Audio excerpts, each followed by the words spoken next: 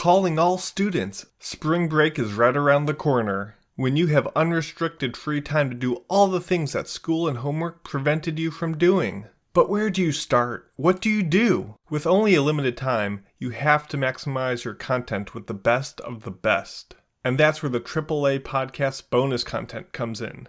For less than the cost of most Taco Bell items, in addition to hundreds of unhinged podcast episodes at your disposal, you also get exquisitely curated recommendations for all the best video games, movies, TV shows, novels, travel tips, and more, setting you up perfectly to make the most of your break. And if you aren't a student and are therefore a certifiable dusty old adult, there's even more of a reason to support, as you no longer have the time to enjoy such activities as you did in the frivolity of youth. You've got jobs, chores, and perhaps even kids.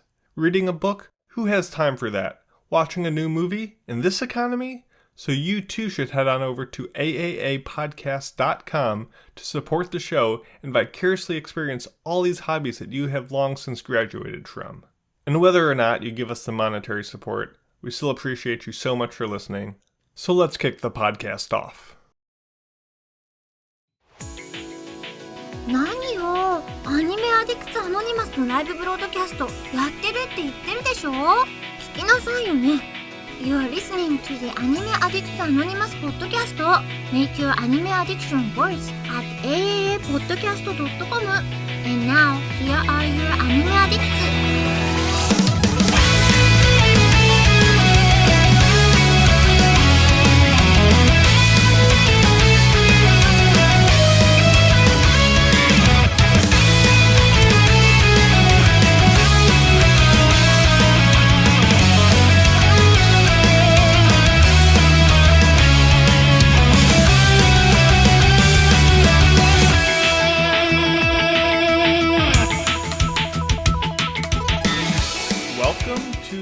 Anime Addicts Anonymous Podcast, episode 766.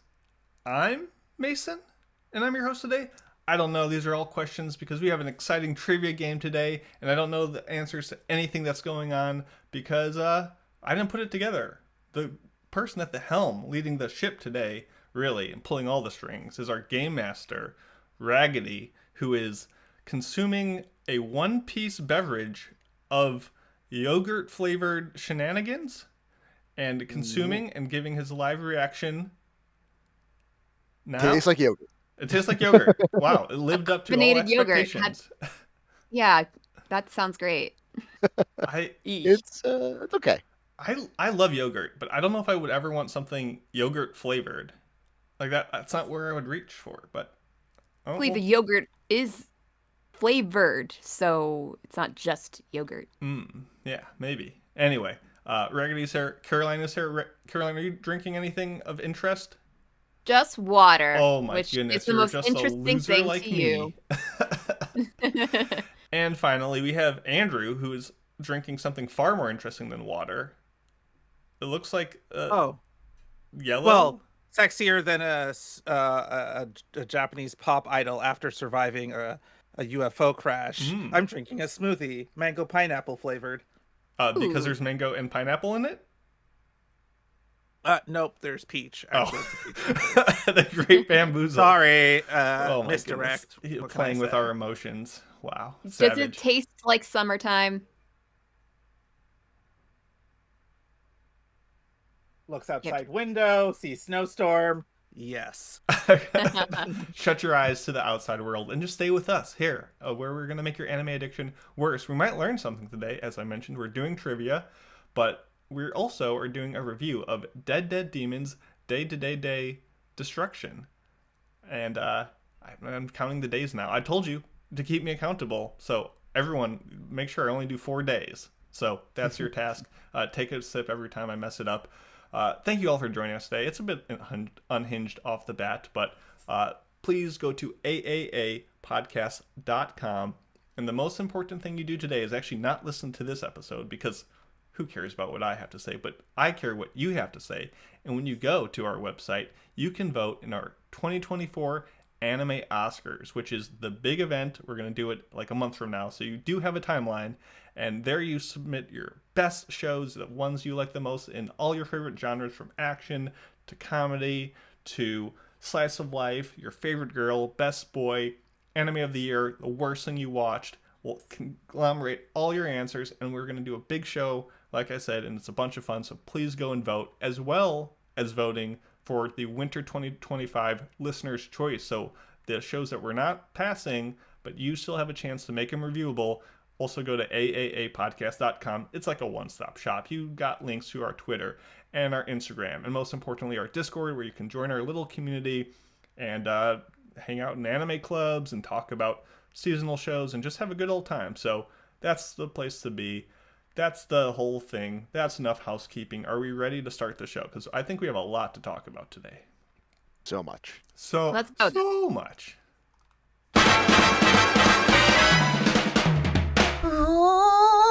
大ニュースです。It's time for big news of the week.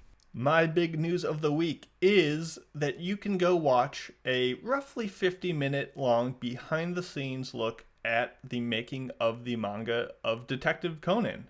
And it's pretty neat. It's pretty interesting. It's an intimate look of the work process and history of Aoyama Gosho, most known as the mangaka for Case Closed, aka Detective Conan, which is the 4th best manga selling thing of all time. So it's kind of a big deal. And even as someone who personally isn't the biggest fan of the show, this documentary is so interesting, so insightful. It was filmed throughout 2023, and really it's the first time that he let people have access to like film and see his studio, and you get to see his philosophy, his favorite foods, his work ethic, and kind of what's keeping him going for the decades that he's been working at it. And if you're someone like myself who likes that Shirobako-esque behind the scenes, looking at the, methodology of what goes into making our favorite pieces of media like anime and manga, it's just always so insightful and really endearing in a lot of ways. So go check it out. You can watch it for free on NHK's website, or if you just click on the link in our handy dandy show notes, which you get by supporting us. So plug.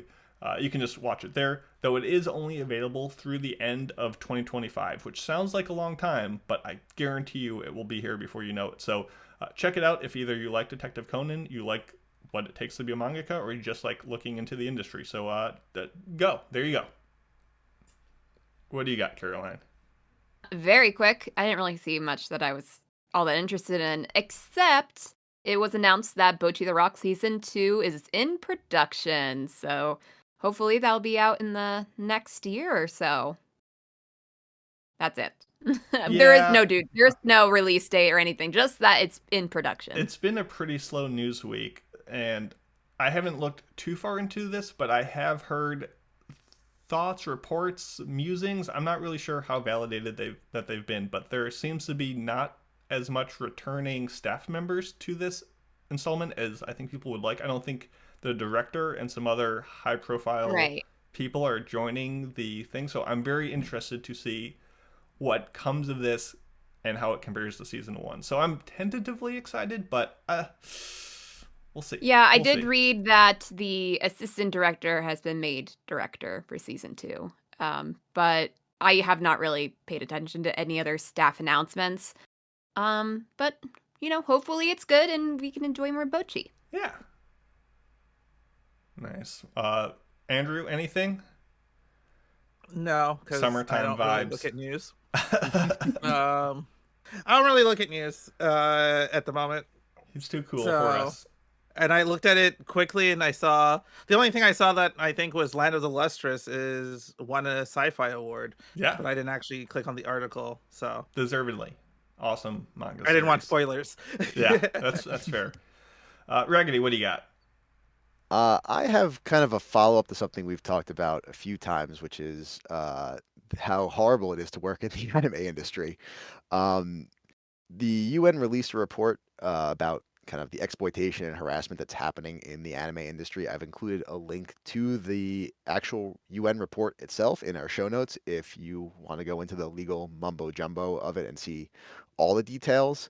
But the gist of it is that compensation is really poor. The average entry level for an animator is $13,000 annually, which is terrible, obviously. the pay can take up to 6 months or longer to be reached. There was a lot of times with no formal contracts for a lot of these freelance workers. And the good news, though, is that the Japan Fair Trade Commission has launched its own official study into the anime industry, and there have been a bunch of new laws that have come out to kind of correct a lot of this stuff. So, for example, in November, there was a new law for freelancers that actually mandates written contracts for all freelance workers, including those in the anime industry. So these people who were getting these very crappy quote unquote contracts that weren't even getting rewarded on the sort of verbal agreements that they were getting, now they actually have to be kind of written down and taken care of properly, which is nice. And hopefully they're going to kind of progress forward with this official study and get even more out of it. A few things that were mentioned in the UN report that were seemingly nowhere in the Japan Fair Trade Commission's response, at least as of yet, has to do more with in-work harassment and disparities, unfortunately. So stuff like female workers earning 75 cents per their male counterparts, or the fact that minority workers, so particularly women, they found that the average annual earnings for a woman in the anime industry is around 3 million yen. But if you're a Baruka woman, it's actually 2 million yen. And if you're an Ainu woman, it's 1.5 million yen. So it's pretty significant disparities there. So hopefully that's another part that they will eventually get around to fixing too. Yeah, it sounds like a good start, besides not just like doing a study, but doing a study that results in laws that hopefully get either enforced or just followed. But yeah, still definitely a way to go. I don't think we are like near the end of the working in anime is a brutally compensated position, but hopefully these are the beginning steps to rectify that to some degree. I mean, anime is being more global, more worldwide, more generative of profit than ever with all these different avenues. So hopefully we start getting more of that flow to the people who actually make the thing.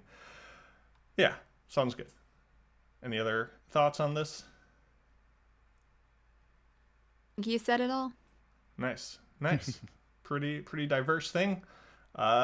With that, I think we can get to our main topic, which is the trivia battle. So, Game Master, take it away.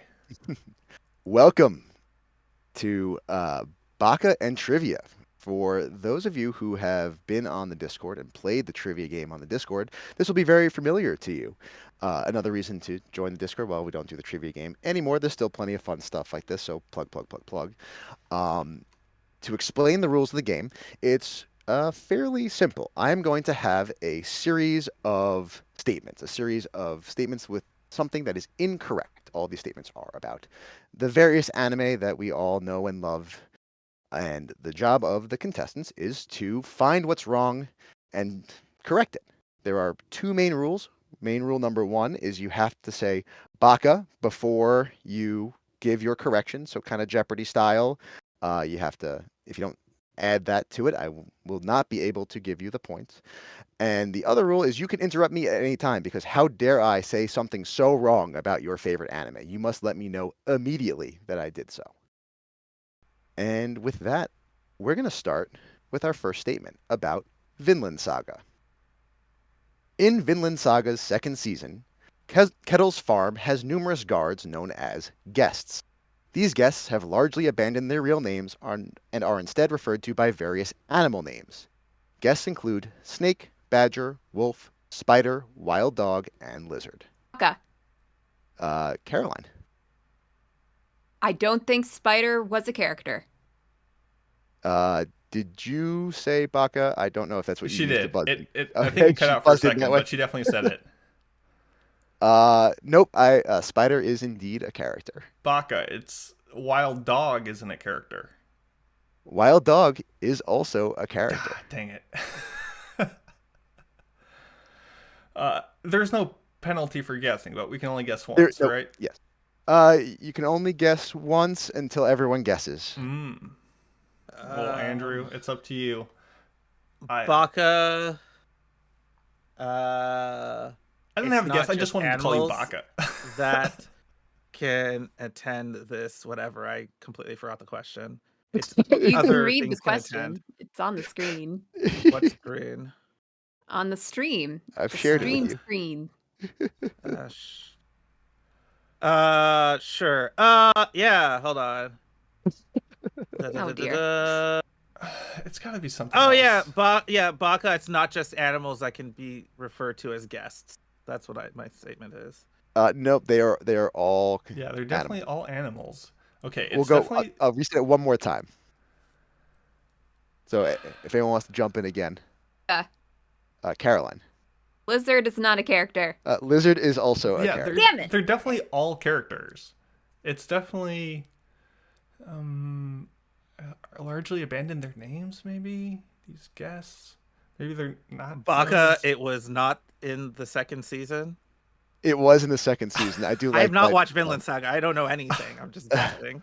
That was a good guess, though. Actually. Why is the stream spazzing out? I was wondering that. It's dancing. It's dancing. Well, Mason, if you want to give one more guess, otherwise I'll call it. I can't embarrass myself. I don't know what it is. All right. I will stop it there. So Wolf may sound familiar, but Wolf has nothing to do with the farm or Kettle. He is Knut's right-hand man, the head Thane. So we should have just kept on guessing the animals. You should have just kept on guessing, you fools. Can you reset your window? I can try to reset my window, and we will. Or stop the stream and then start it again. Yeah. Let's see I if will that do works. that. I will. We'll just do edit that. all this out in post. Yeah. Post. Stop streaming. And I will now share my screen again. Yeah, it feels like I'm both dancing and having a seizure at the same Spasm. time. You love to see it. Let's try that again. Nope. Well, let's try this. It's still It's still spazzing. happening. It's still spazzing. What the heck? That's It wasn't so doing weird. this before.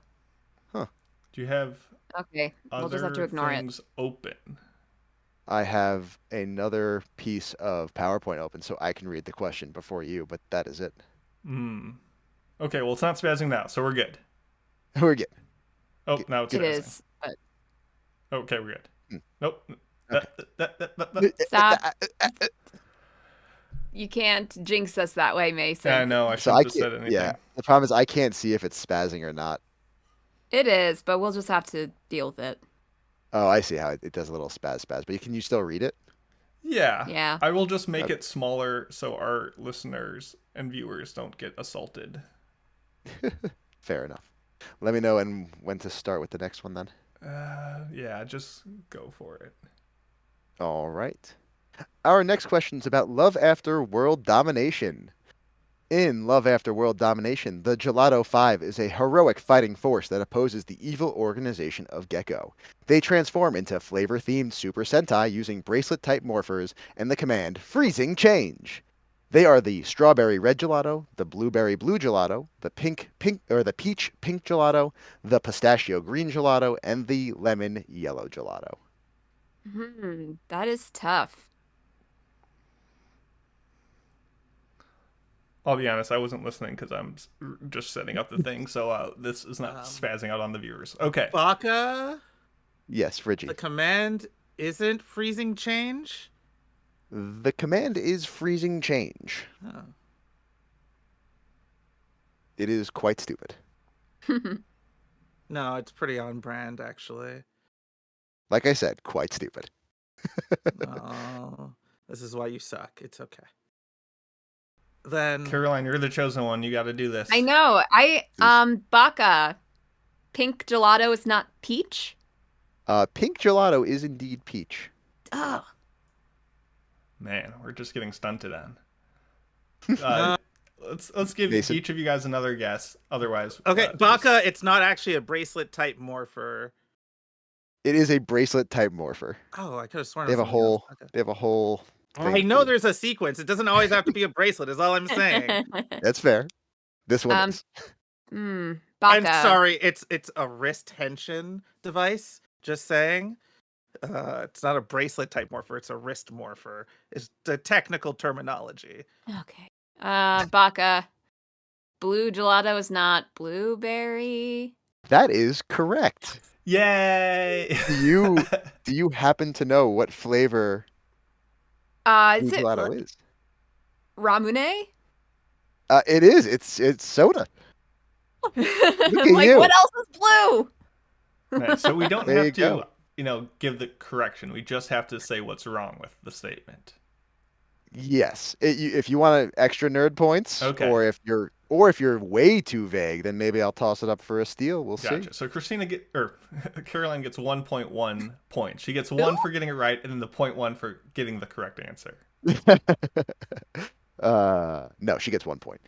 Next question is about Attack on Titan. Ooh.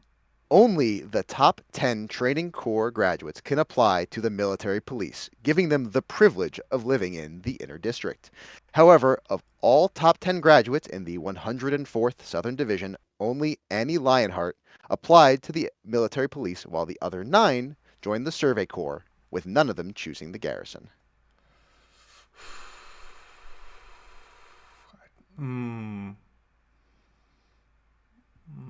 Baka, wasn't it only 7 of the 10 that chose the garrison? You're not particularly correct, but you have found It's not the number.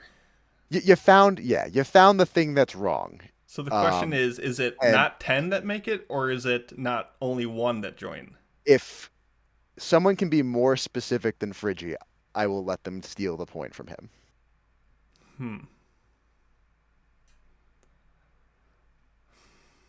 I can't be more specific than that. I'm going to guess. The number. If you can tell me the number. Baka. Yes. 8 of them joined the Survey Corps because Marco died. I'm sorry, Friggy, but Caroline has swept it out from under you. Yeah. Yeah, that's so it is. All right. I think this is the Caroline segment of the trivia game. I'm so happy right now. Heck yeah. Speaking of which, our next question is about Fruits Basket. Okay. Baka. The Soma. Me. I'm the Baka. So, the Soma family curse in Fruits Basket causes those afflicted to be possessed by the animals of the zodiac, and they turn into their respective animals when hugged by a member of the opposite gender. However, the transformation is not always the exact animal. For example, Kureno becomes a sparrow instead of a rooster, and Hattori becomes a seahorse instead of a dragon.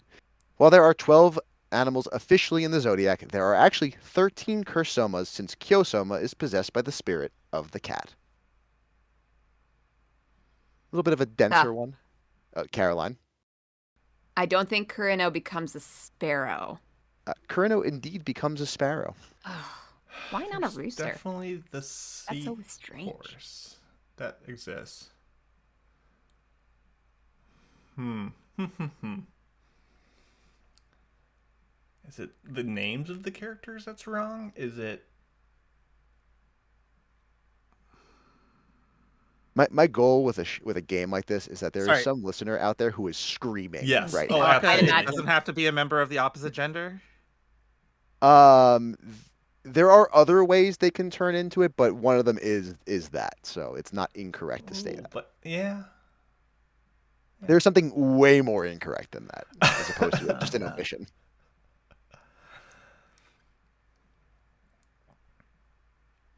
I think we should let Caroline just keep on guessing.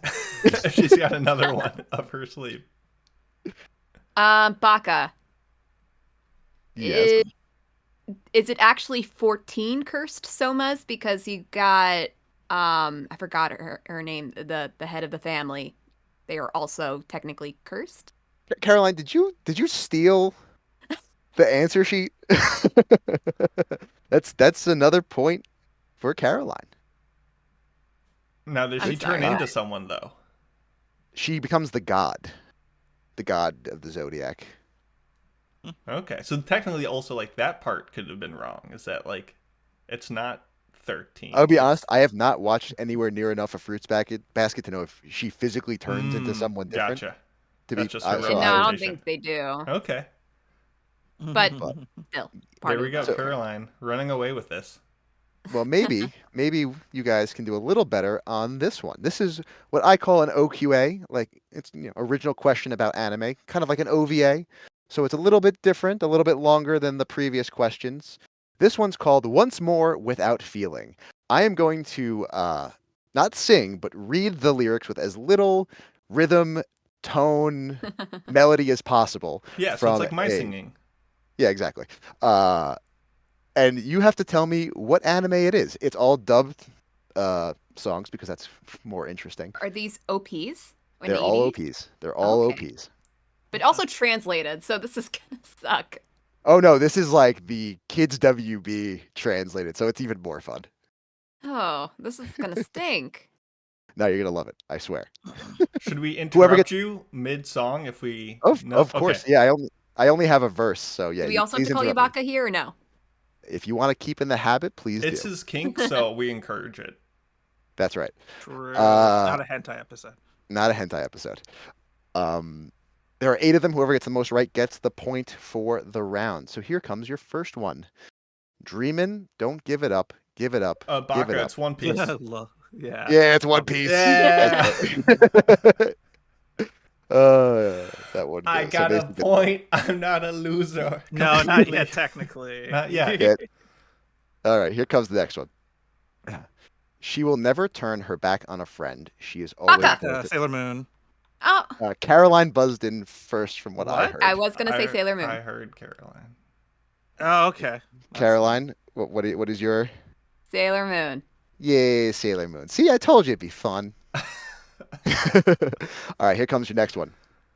Then suddenly my power and confidence start swelling up. Baka, Yu Yu Hakusho. That is Yu Yu Hakusho. Good job. That's a point for everyone. Okay, next one is Come With Me. The time is right. There is Baka? no better team. Yes, Caroline. Hunter x Hunter. This is not Hunter x Hunter. Oh. Arm in arm will win the fight. It's always been our shit. dream. Baka, Pokemon. Yeah, it's Pokemon. Gotta catch 'em all. It's the second verse, Caroline. Yeah, I was like, Sorry. that's not the first. I was like, I couldn't. Yeah, anyway, continue. I don't even seen Hunter x Hunter. I don't even know why I guessed that. All right. Your next Just one felt is right. look around you, look beyond. You could make an Baka. unbreakable. Yes. No, sorry. Oh my God, Shaman King. This is Shaman King. Very nice. All right, we have one more left. Sorry, look beyond you, look beyond. You can make the unbreakable wall. The world around you is not as it seems through the eyes of something. So many things I never could see. So many voices calling on me. Could it be my destiny to be shaman? Continue. Sure. Last one. Each card possesses a power of its own. Baka. Baka. That's Caroline.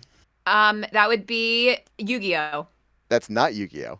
Friggy was, or I think who was next? Was that Mason or Friggy? They morphed together. Go ahead, Mason. You need this. I'm panicking now. Every card has a power of its own. Attack on Titan. It's not. No, guys, it's Cardcaptor Sakura. Yeah. Oh.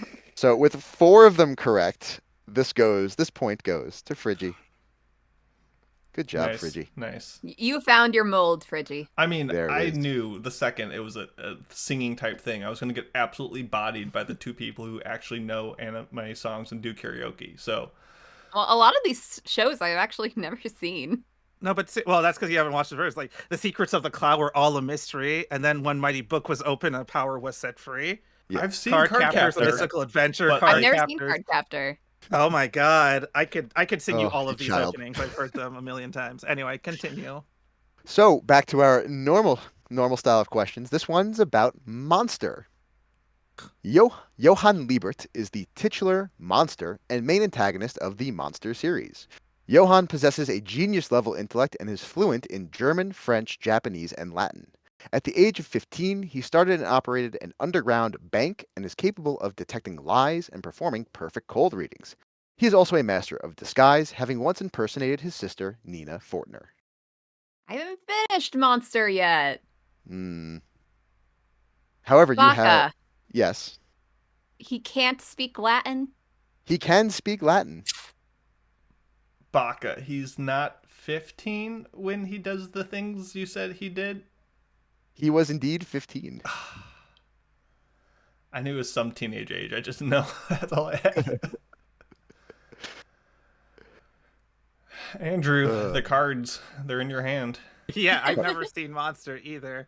Baka, he's not actually fluent in French. He is fluent in French.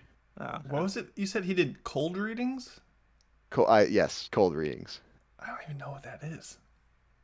Oh, it's just being able to essentially, like, it's the Sherlock Holmes thing when you show up and he's like, I know basically everything about you based off of just looking at you. Baka, Yes. can he not speak Japanese? That's correct. He cannot speak Japanese. Despite the fact the show is in Japanese. Yes, you fools. You've been fooled. You stupid sub-watchers have been fooled. Wow, got him. Got him. Wait, did you say he could speak English? I did not No. mention that, but I So in believe the he can. dub, once again, it works either way. This is true. Actually, I don't know if he speaks English. It wouldn't surprise me. He's a smart cookie. Listen, if you can speak Latin, you can speak English. Our next question is about Steins Gate. The phone wave, name subject to change, is one of the inventions of the Future Gadget Laboratory, specifically Future Gadget number 8. With it, you can send a D-mail, short for Daru Mail, which is a message that can be sent to a phone or a pager in the past. Baka, it can be also sent to something else. Those aren't the only two things it can be sent to. I just can't remember what they sent it to something else. No? Anyway, that's it. Those are the only two things. Oh. Baka, Yes, Caroline. is it not Future Gadget number 8? It is numero ocho. I was Number going to 8. say, it seems like he's setting these questions up so easily, being like, oh, this could be like a made up number, but it's always not that. It's not called D-mail because Baka. It's not called D-mail because it's not Daru Mail. It stands for something else. That's correct. Do you know what it stands for? I'm going to give you the point blanking anyway. But on what I don't know what the D means. The kids, they come to me, they say the D, and I do not know. Daru Mail. it What does it stands mean? for DeLorean Mail. Because of course it does. I thought it stood for like Daru, the assistant guy. That's Yeah, why that's- Raggedy is so nefarious. Raggy, you are really good at faking us out. Not good enough because I'm you guys learning. do keep I'm getting learning. it. I love how your background, the horns of the guy behind you fit around your head Yes. perfectly. That was the intention. Our next question I think it's probably just for Friggy. This is a Mobile Fighter Gundam G. Just for Friggy. I only know Gundam D for Not just for- DeLorean. It's not just for Friggy, but this is- You can still get the answer. Yeah. You never know. I might get it wrong. I seen haven't this seen that show. in forever. Let's go. Let's extend right. it. Second win. Here So- we go. Mobile Fighter Gundam G is set in the future century where war amongst countries has been replaced by the Gundam fight. The space colonies compete in the Gundam fight once every 4 years. The mobile suits in the show include Neo Mexico's Cactus Gundam, Neo Spain's Matador Gundam. Baka, Yes, it's Andrew. the Tequila Gundam, not the Cactus Gundam. That's right. It's the Are you Tequila serious? Gundam. I It's the literally was Tequila going to Gundam. make a Gundam? joke that it was called the Taco Sorry, Gundam. you should go through all the Gundam names. Yes, They're I pretty will- ridiculous. They are, Okay. yes. So we have, to finish the statement, just because of how silly it is, there's Neo Mexico's Tequila Gundam, as Andrew has rightfully corrected me. There's Neo Spain's Matador Gundam, Neo Holland's Hurricane Gundam, Master Asia's Master Gundam, and Funasaki, a horse-like mobile suit piloted by Master Funasaki. Asia's horse, Funsaki. Wow. I love And it. they do combine, by the way. And if you've ever seen the horse getting put into like the skin tight suit, it's like the stuff of nightmares.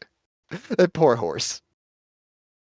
Anyway, with that, why don't we go from one mecha question to another mecha question with our second OQA? This is one called Order Up Mecha. I'm going to give you 6 mecha, and I want you to put them in height order from shortest to tallest.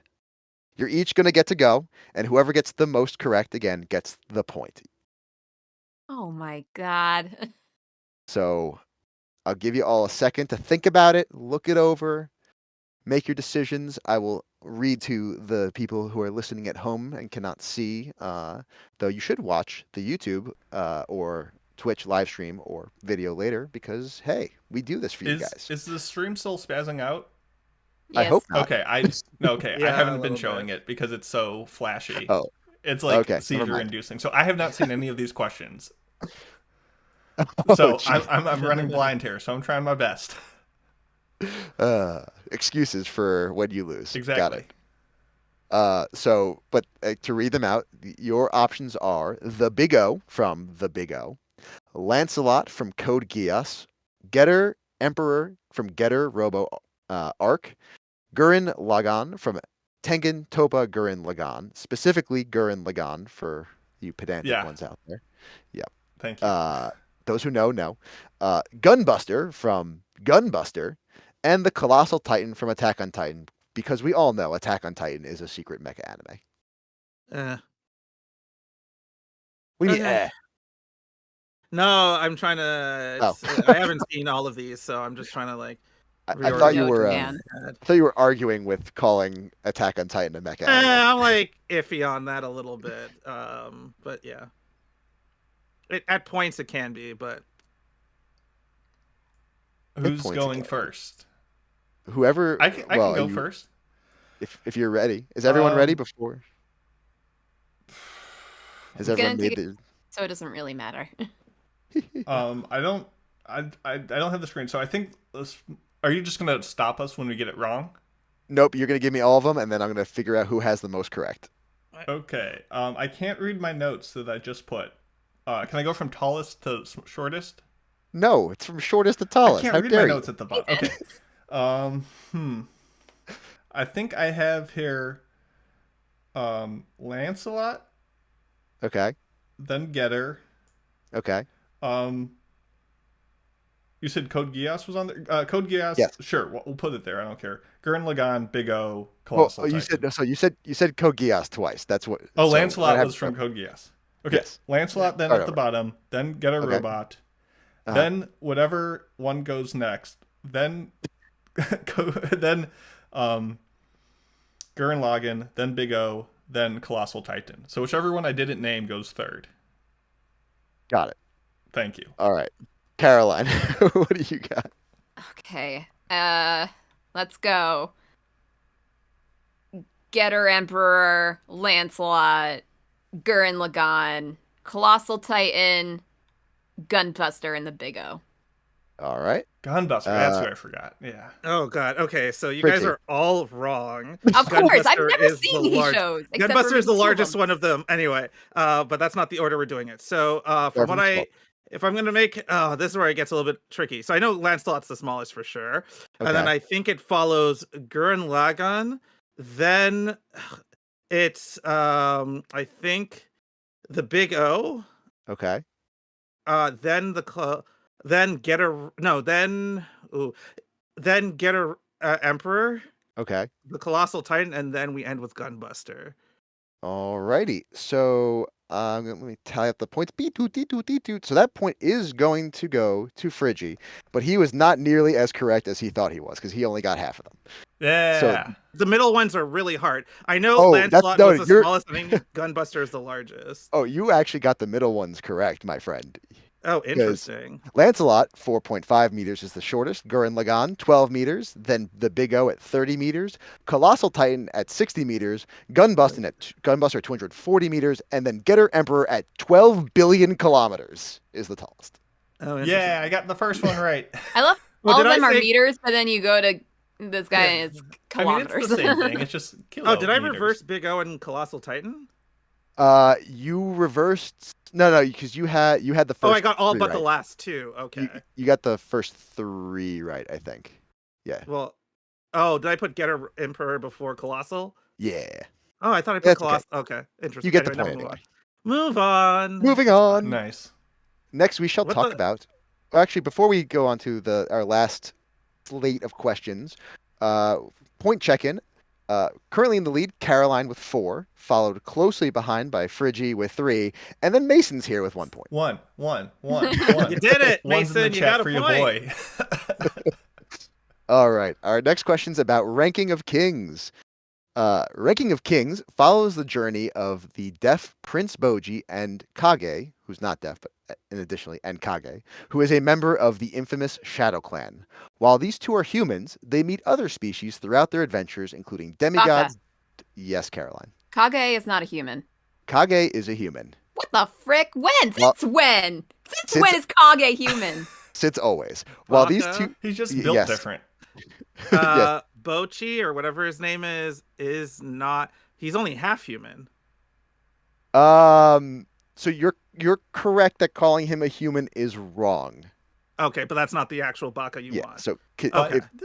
can you be more correct? If not, I will have to let Well, he's someone. half giant. No, he's Oh, just a giant. Sorry. No, he's not half human. He's just a giant. What am I saying? Yes, Yeah, he's just yes. a giant. Sorry. Baka, he's just a giant. Boji is a giant.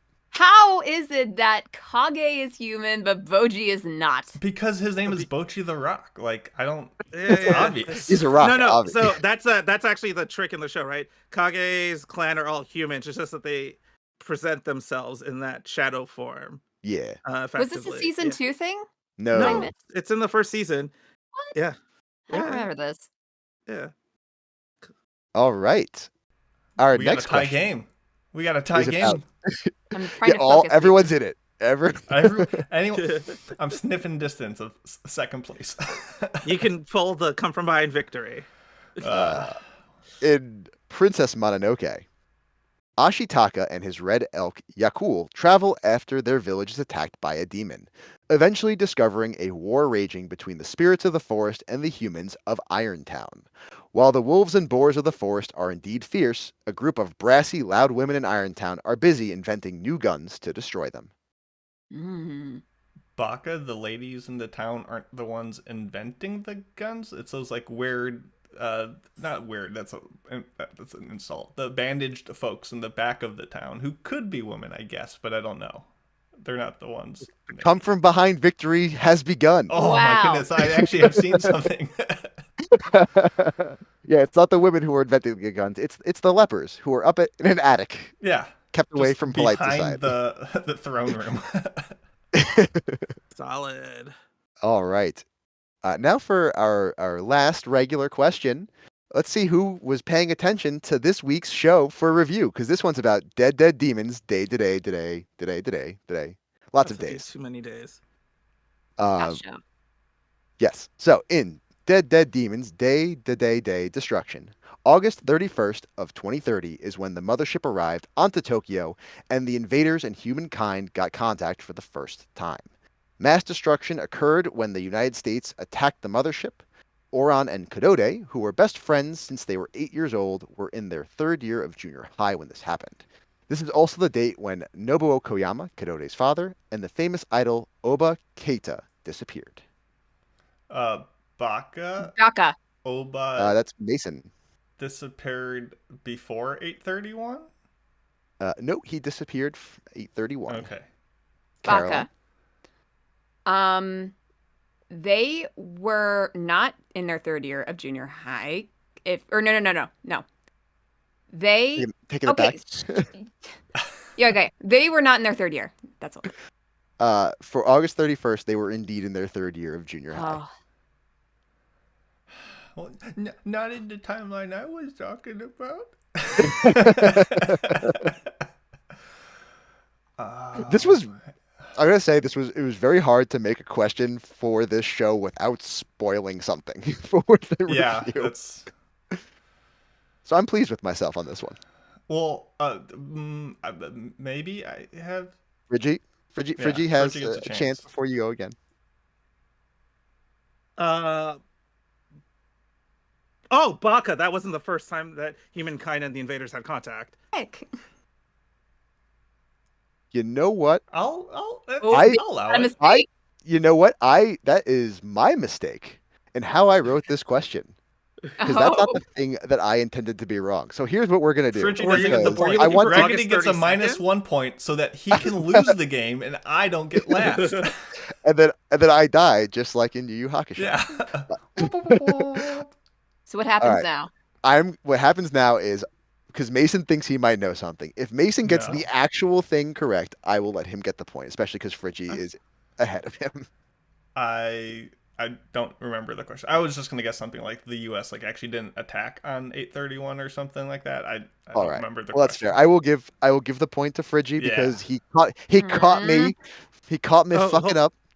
Hold But on, the can I actual, take a guess. you want to take a guess at the other thing? Sure. Was it because it didn't arrive in Tokyo? It arrived in Setagaya? No, it was because Okay. the show doesn't take place in 2030. It started in Oh. 2010. I was going okay. to. I just Okay. couldn't remember if they even mentioned the year. See, that's the thing. I didn't remember that the year was said. They weren't very big on the year. They were big about timeline Yeah. from when the attack happened, but I don't remember yeah. the year was being brought Yeah, up. I'm not sure about the specificity of it, but it is very clearly set in the contemporary time period and not the future. Sure. Fair enough. Okay. I guess So- I didn't hear 20. Either way, nice. We're up to our final OQA. Oh, I thought that was the end. No, that was the No, last you- regular question. Oh no, You still got a you're still in chance. the torture chamber. This is Cool. called "Oh no, my one weakness." I am going to show you 8 characters who all have a very, very dumb weakness. You're gonna take a look at the characters, come up with what the weakness is. Everyone's playing. Whoever gets the most correct gets the point. So these are your 8 characters. Okay, I guess that I you're- gotta go to streaming now. Sorry, people on Twitch. You'll have to deal with it. You're gonna have to deal with the seizures. Yeah. So, for those who are listening, we have Ranma Saotome from Ranma 1/2. We have Lord Gepparuinti. Oh, Jesus Christ. I'm sure Friggy will say it correctly. I never watched actually Macross 7, but I would assume it's Gepparuniti. That's definitely better than what I said. So, that guy from Macross 7, Inuyasha from Inuyasha, Kagura from Gintama, Natsu Dragneel from Fairy Tail, Lena Inverse from Slayers, Monkey D. Luffy from One Piece, and Son Goku from Dragon Ball. Oh, so wait, Well, they all have I the have same only weakness? seen No. one of these shows, They- and of which I've only seen, a few dozen of Gintama, so that's all I've seen. So let me just rattle off some random weaknesses. Hold on. Ranma is Wait. what? Jeez. Go ahead. Okay. Finish. Ranma, his Okay. weakness is that wasn't his like getting a bucket of water thrown on him because then he changes gender. Is that a weakness? I don't know. This Lord Gepparuniti, his weakness is that nobody can say his name right, and that really makes him sad. Inuyasha's weakness is Kagome. Kagura's weakness is food. Natsu's weakness is skipping leg day. Lena's weakness is being really fluorescent orange. Monkey D. Luffy's weakness is he can't swim. And Goku's weakness is I actually don't know. Thinking. Are you thinking, or is that his weakness? He can't think. He's not Oh. very smart. Understood. Mason, would you like to give your your guesses? Yeah, I mean, I'm not going to do much better than that. I mean, we'll just wait till Friggy gives us the right answers. Ranma, it's water that transforms. Inuyasha is the Kagome, like down boy or whatever. Kagura is just sweets, maybe? I know that's like Gin's weakness, so I don't think that's Kagura's weakness, but just food in general, maybe. Natsu is just strong chill. His midriff gets cold. Lena Inverse, same thing, midriff. Once again, downfall of a lot of anime characters. Monkey D. Luffy can't swim. Son Goku is his crippling inability to be a decent father and the shame that his children have for him. To be clear, this is Son Goku from Dragon Ball. He has no I children. know. Son Goku's weakness is wearing clothes. And then Lord Gepperuni, if you can't see the screen, he has these really like spiky shoulder pads sticking up. So if he turns his head too sharply, he just chops off his nose. So that's why it looks like he doesn't have one. So that's my guess. Okay. All right. Friggy. Ranma is not water. I don't know what the weakness is, but the water isn't a weakness because they're basically just as strong in both forms. Lord Gepperoniti is music, but if I had to be more specific, metal/rock music, because that's the type they play in Macross 7. Inuyasha is the necklace that was put around him that basically forces him to obey the Sit Boy command. Kagura, I think it's Pretty Boys. Ikemen, Natsu, I think his weakness, I think it's like an elemental weakness. I couldn't tell you which one specifically. It might be like metal for some reason, a metal. Lena Inverse, that's a rough one. I want to say big boobs, but because I know she gets jealous of those, but I'm gonna just say it's like Pretty Boys. Luffy is seawater or sea stone. And Goku's weakness is his tail. Son Goku's weakness is his tail. So Friggy will take that with 3 of them correct. We'll reveal the real answers. I'm not giving anyone the Inuyasha one because that's not really his weakness. So Ranma Satome, he's weak to cats. He is deathly afraid of cats. Lord Gepperuniti, like you said, is singing. That's correct. Inuyasha is the new moon. When the new moon hits, he loses all his powers.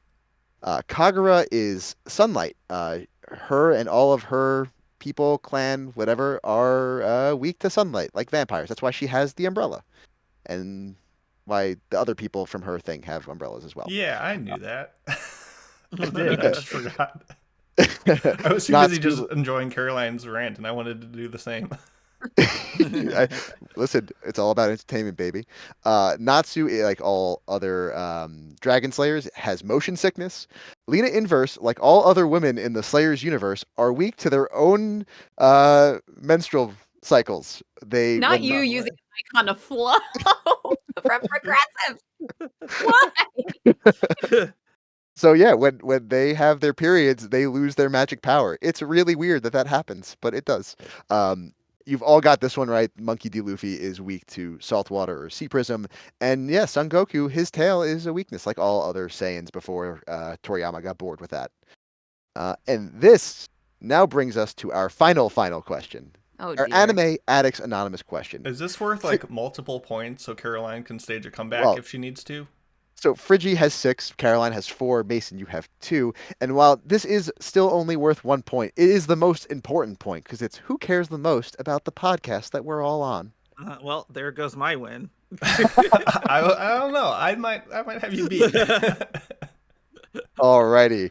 For the final question, a perfect 5 score is a pretty rare thing for the AAA podcast. So a perfect 5 anime should be pretty easy to remember, right?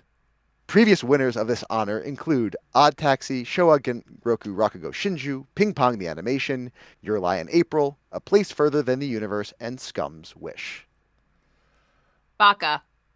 Yes, Caroline. Odd Taxi was not a perfect 5.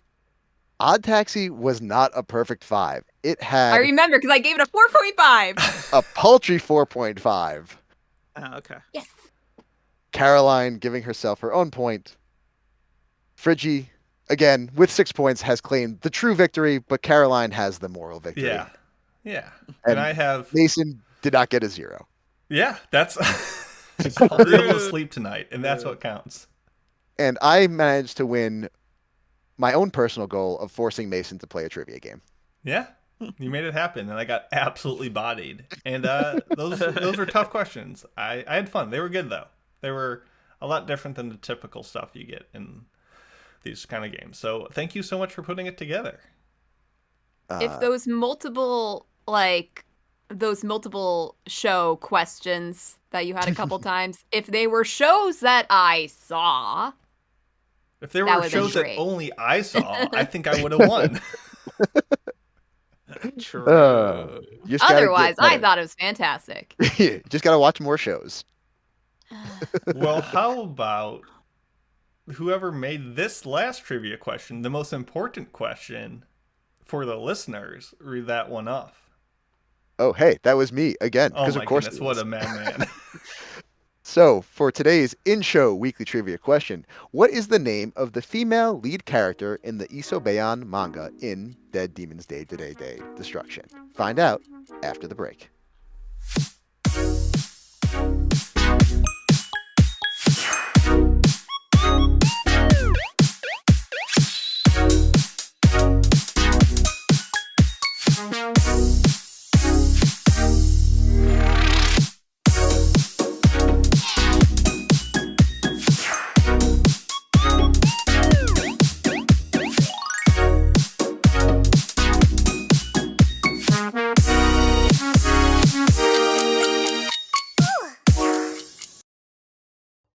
Anime Addicts, the AAA podcast, is always trying to bring you new and exciting ways to enjoy our content, and now we have an exclusive member-only RSS feed on the site that is going to let you access our hentai episodes, our hobby addicts, and our after parties episodes, all from your favorite mobile apps. That's an additional 8 episodes of content per month just for you, and you can listen to it through Apple Podcast app, you can listen to it through Podcast Addicts, Pocket Cast, Overcast FM, Downcast FM, etc., onward and onward. So many mobile apps for you to choose from. If you were holding back on supporting the podcast because you didn't like listening to our extra content through our website, now you can get it and listen to it the same way you enjoy all your other podcasts. So pitch in, help out the podcast, do a good thing, and enjoy all the extra content we have for you. Just go to AAAPodcast.com/join, and you will get all this extra content and an exclusive member RSS feed for you to enjoy. That's AAAPodcast.com/join, and support the podcast.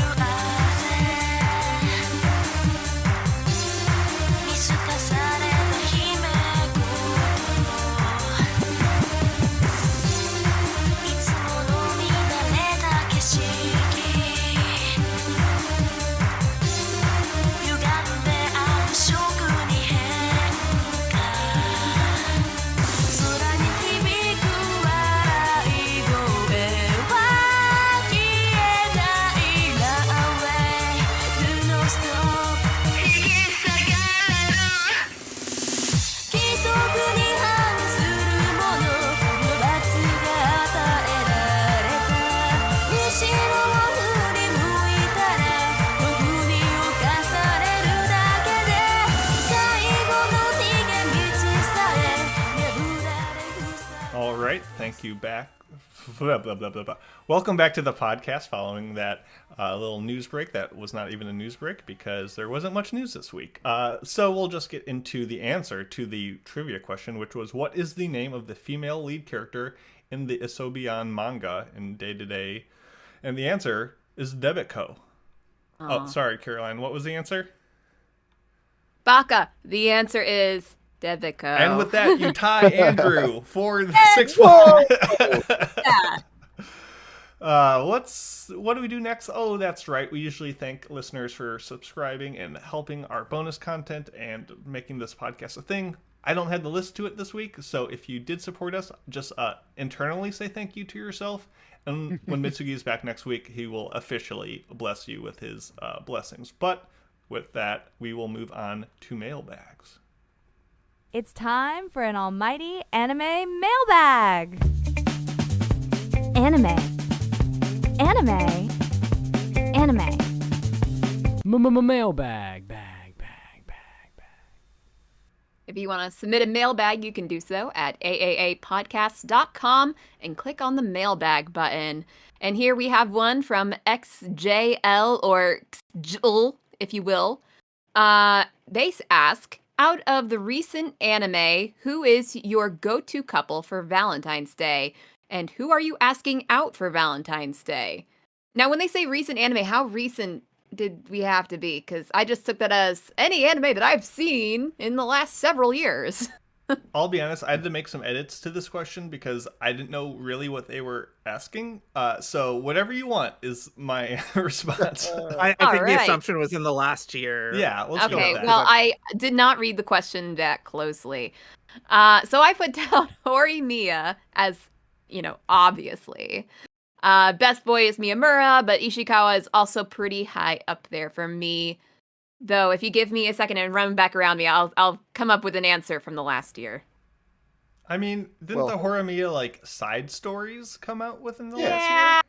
I guess, but that 2023, it's close. that feels like I'm cheating. That's fair. You think you're cheating? Yeah, when I thought recent, I thought this season recent. And why choose your favorite couple when you can choose all the couples with the 100 girlfriends who really, really, really, really love you? I mean, there's just you got the whole buffet of them. Who am I asking out for Valentine's Day? I guess from that show, Nano. She's the best. I mean, you gotta pick a partner that's smarter than you. If you pick someone that's dumber than you, you're the dumb one. That's all I gotta say about that. Raggedy, what do you got? Yeah, so I definitely cheated and picked a show that was a remake because Rama is quite old, right? Well, I guess not that old. Whatever. No, not I the went with remake. Rama. Wearing the Yeah, Ranma yeah, shirt, I exactly. must say. Yeah, topical Rama shirt. Best girl. If I'm picking my Valentine from the show, it's gonna be Best Girl Shampoo. If it's who am I actually asking out? My wife.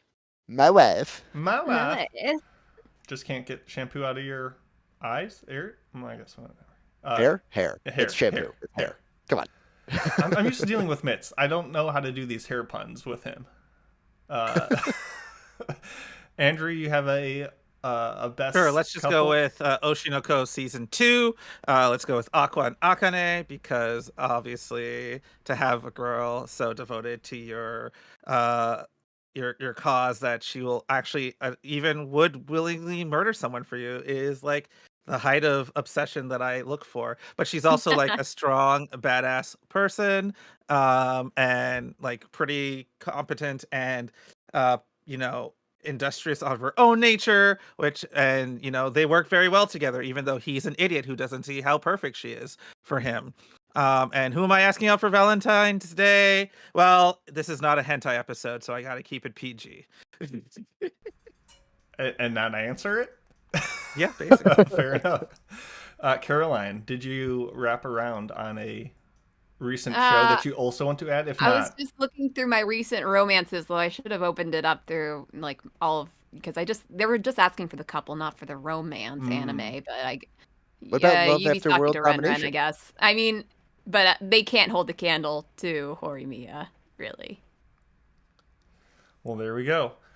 And with that, the time has come for a review of Dead Dead Demons Day Destruction. This is from the acclaimed mangaka Inyo Asano. It's based on a manga. It came out in summer of 2024. I passed it on episode 738. You can watch it on Crunchyroll, and the synopsis is that, as Raggedy's trivia question alludes to, aliens appear on Earth. Big old mothership comes floating down above Tokyo, and we got to deal with it. And we follow these two best friends, Kodode and Onton, who kind of are high school girls, just living their best life and tried to do that despite the fact that aliens are right above our heads. It is done by Studio Production Plus H. Pretty new studio. Most notably, they've done the movie The Orbital Children, another kind of sci-fi experience. And what was everyone's experiences and expectations going into this review? Let's start with Raggedy. So this show it felt fairly slept on, and most of the talk that I saw about the show from anyone was just about how no one was talking about it, which is a little circular, I guess. So I didn't know much. From the very limited information I had going in, I was expecting cute girls doing Don't Look Up, and that's about all I really knew. Nice. Caroline. In difference to what Raggedy said, I thought I heard a lot of people talking about it, but because it was a show that I wasn't watching until now, I didn't really pick up any of their conversation. I just knew that they were talking about it. What I did know is that it follows two girls and aliens. But I have also, while seeing people talk about this show, I also got it a bit mixed up with Don to Don due to their similarly alternative, or sorry, yeah, they're alliterative. I wrote down alternative in my notes, but it's alliterative names, and the fact that they are both shows about aliens, and they came out within seasons of each other. So a lot of my expectations going into this show were kind of affected by my expectations into Don to Don. A high bar, one might say. Andrew, any expectations? I mean, other than it was this week's show, I'd seen the poster and I read the description, and the description was like, the daily lives of two girls while like this, basically the supernatural exists besides them, right? So there's an alien ship, it showed up, and then these two girls are just basically living out their lives. And I'm like, okay, it's gonna be a cute girls doing cute things anime with, maybe sci-fi, and at the worst, maybe we'll get some, philosophical discussions on the nature of life. And yeah, that was sort of what I expected, more or less, going into it. Yeah, and for myself, I came in reading quite a lot of Inio Asano's previous works. Obviously, we have Goodnight Poon Poon, Solanin, Downfall, Mujina Into the Deep, just a ton of stuff that I tend to really enjoy. I like how unwell he makes me feel. All his series just have an air of pessimism and just a pit in your stomach, and you never get through one of those manga feeling good about yourself. You always are just like, man, that sucked in the best way possible. So I was very interested to see how this adaptation of his is something we really haven't gotten fared for a work that tends to be a little bit lighter than some of his other stuff. So big expectations, but curious to see how they would be implemented. With that said, spoiler-free recommendations. Raggedy, would you recommend Day Day Day Day? So this show is different, right? It's very different from what you're usually going to see. And the thing I found most impressive about it was how much it kind of forces you to think about things without really moralizing at you, which is a problem I find with a lot of shows that try to have some sort of meaning or message, is they tend to moralize at you, where this doesn't give so much of a clear, distinct answer to some of the problems it brings up, which is, it forces you to come up with it for yourself. It's less entertainment and more experience, and it's an experience I would recommend. Nice. Caroline, would you recommend? I would also generally recommend this show. I think it's really interesting how they took like an apocalyptic story where strange and dangerous things have become so commonplace instead of like a constant, it's constantly happening, but the main characters have become so indifferent to all of these situations. So at times it's just like a normal slice of life anime that just so happens to be under threat of falling UFO debris. But then it also expands to a large cast of organizations with different agendas and ideologies, and the people within those groups have varied opinions about their situations as well. So as Raggedy said, like, they all have different opinions about what's happening, but none of them are specifically said this is the correct way. Of course, there are some that are more incorrect than others, but there really is no one right answer to how to react in this situation. I feel like that was the star feature of the show for me, and the characters themselves were pretty enjoyable too. However, I'll say that some of the pacing was a bit disjointed for me, and I wasn't a huge fan of how it ended. Like, I think it was an okay ending, but there were a lot of things I wish they touched on and wrapped up before they ended. Overall, I think it's a worthwhile show, and I think it's very easy to make real life connections to things like COVID, which interestingly, like, this manga started coming out before COVID happened. Then COVID happened, and then it finished within the next couple of years. So it's just interesting how one thing might have affected the other. Yeah, for sure. Andrew, what do you think? I guess I'll say no. I don't actually think I would recommend this anime to most people in general. I wouldn't even say I like overly enjoyed it in any way, shape, or form myself. I think there are things about it that I liked, but overall, I think it is honestly largely empty and just mostly full of platitudes. It says a lot, but without actually ever saying anything, I feel, of consequence. And I think Raggedy alludes to that it's not moralizing, but I think in not moralizing, it gives people the impression that it's actually saying more than it actually is. And there's a whole bunch of things that obviously come into the spoiler part of it that also lets me go into it. But for the most part, I'm like, I think it doesn't. I think it if it has a point of view, it doesn't express it very well, and I think it just tries it divides itself among too many different things slash characters to give any sort of real satisfaction to the whole part.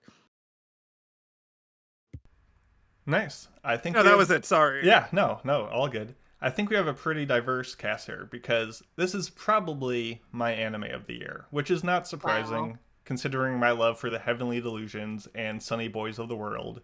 To me, Day to Day is a bubble tea packed to the adhered on lid with tapioca boba balls of succulent concept nuggets that just make you stop and chew on all the ideas it presents.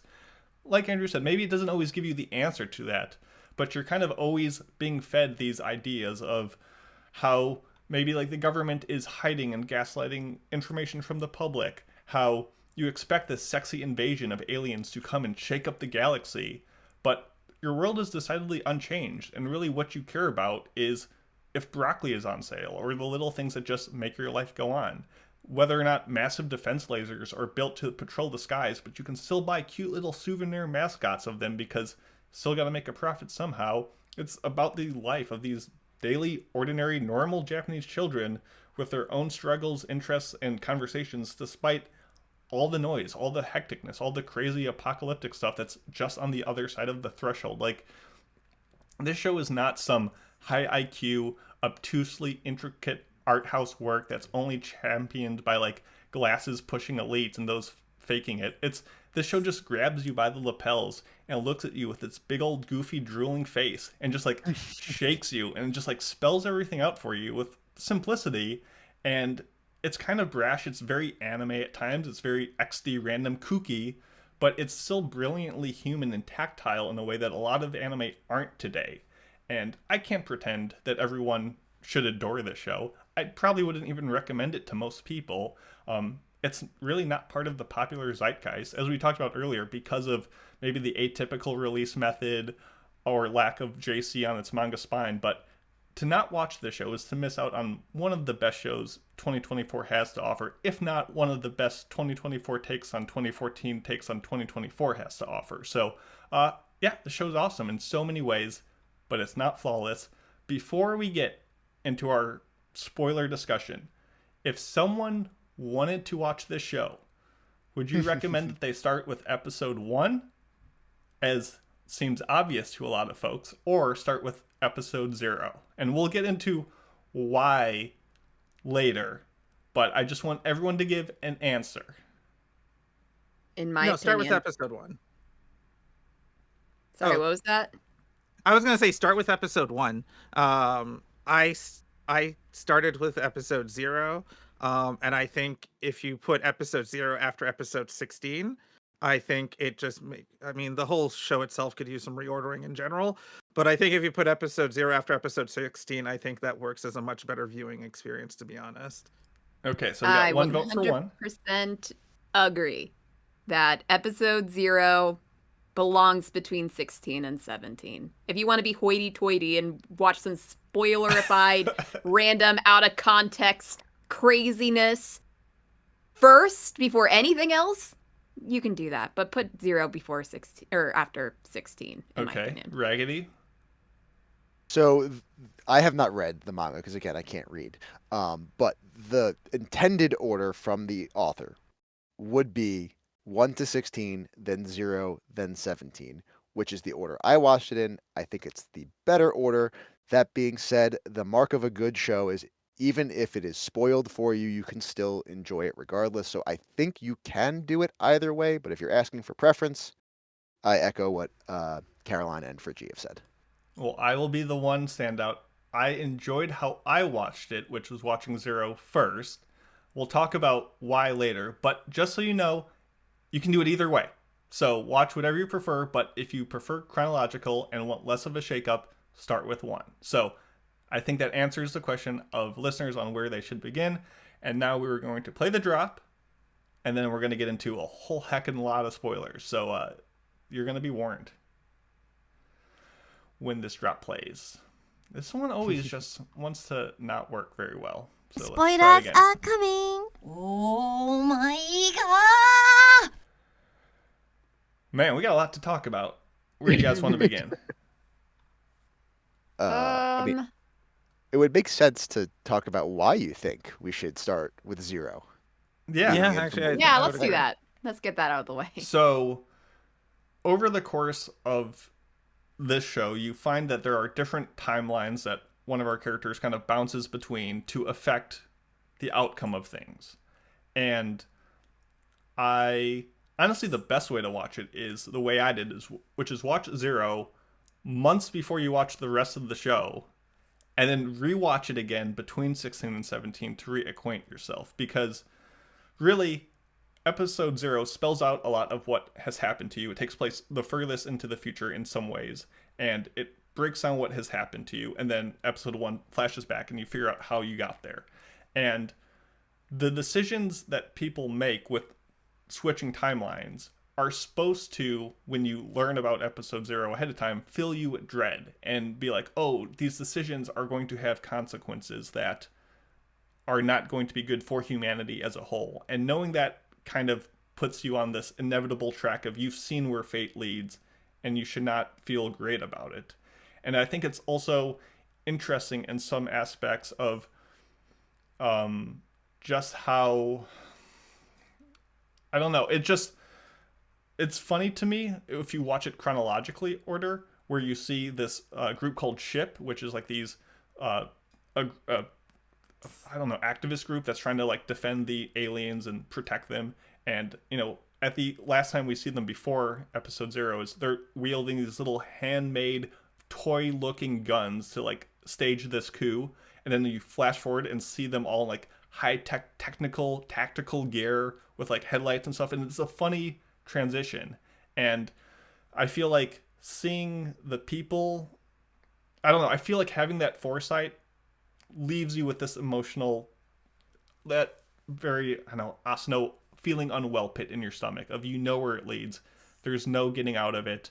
And all the decisions that the characters might otherwise make in good faith for, I'm going to save my friend because that's what friends do, should leave you feeling not well. So that's where I enjoyed it. And it didn't feel like I was brought up to speed quicker.